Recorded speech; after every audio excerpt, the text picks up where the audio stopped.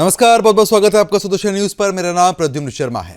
प्रसिद्ध अंग्रेजी traveller, writer, पर्यावरण संरक्षक और पद्मश्री सम्मानित ह्यूंग गैंगस्टर के निधन से मसूरी सहित देश विदेश के साहित्य जगत में शोक की लहर दौड़ गई है। 94 वर्ष की आयु में उन्होंने, आपको बता दें कि क्रिकरिंग लाइब्रेरी रोड स्थित अपने निवास पर अंतिम सांस ली। बुधवार को उनका अंतिम संस्कार मसूरी के कब्रिस्तान में राजकीय सम्मान के साथ गार्ड ऑफ ऑनर के साथ किया गया। इस अवसर पर प्रशासन, पुलिस, नौसेना अधिकारी, साहित्यकार, पर्यावरणविद, सामाजिक संगठनों और राजनीतिक प्रतिनिधियों की बड़ी मौजूदगी रही।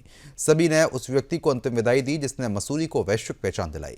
वरिष्ठ लेखक गणेश शैली ने इसे मसूरी और भारत के लिए अपूर्ण क्षति बताया। वहीं आपको बता दें कि रस्किन बॉन्ड से मिली प्रेरणा को ह्यूंग गैंगस्टर के लेखन का टर्निंग पॉइंट बताया गया था और उनकी पत्नी कोलिन गैंगस्टर, जिनका निधन नवंबर 2024 में हुआ। इसी वर्ष गणतंत्र दिवस पर पद्मश्री से सम्मानित उनको किया गया।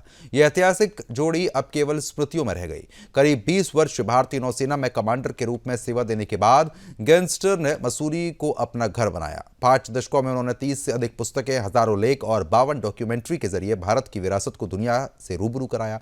पर्यावरण संरक्षण में उनकी भूमिका ऐतिहासिक रही।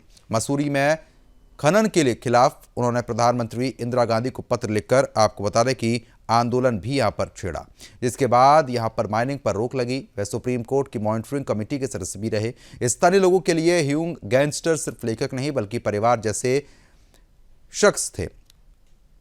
आपको बता दें, उन्हें हमेशा याद किया जाएगा। मसूरी ने एक लेखक नहीं बल्कि अपनी पहचान का एक अहम हिस्सा खो दिया है।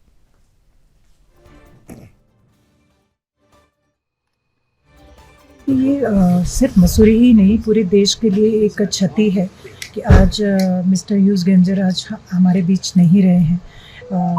मैं भगवान से प्रार्थना करती हूँ कि उनकी आत्मा को शांति मिले, उनके परिवार को ये दुख सहने की शक्ति दे।